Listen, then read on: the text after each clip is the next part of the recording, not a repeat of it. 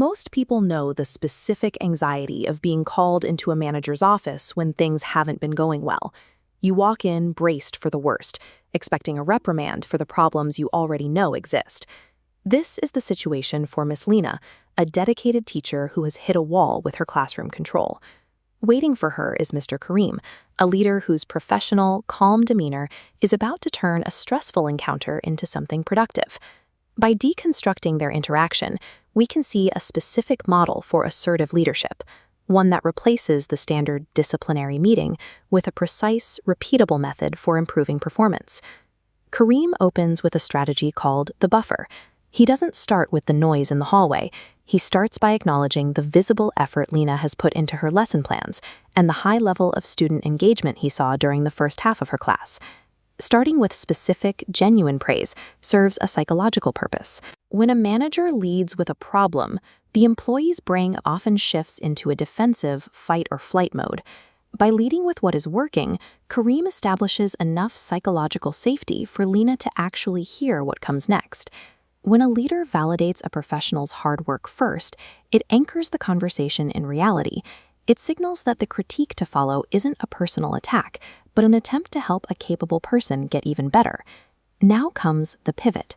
Karim moves from the successful elements of the lesson to the core issue, the breakdown of classroom structure during transitions and independent work. He uses a very specific bridge.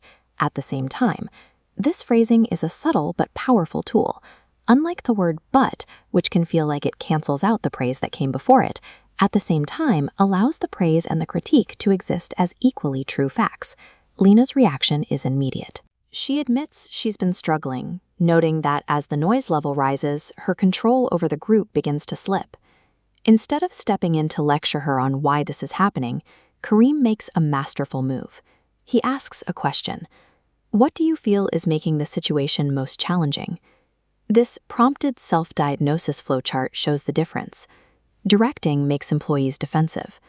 By asking a question instead, Karim shifts Lina into an analytical mindset. She identifies the root cause herself, spending too much time on individuals and losing the room. When an employee diagnoses their own failure, the typical barriers of ego and pride are removed. The correction that follows doesn't feel like an order.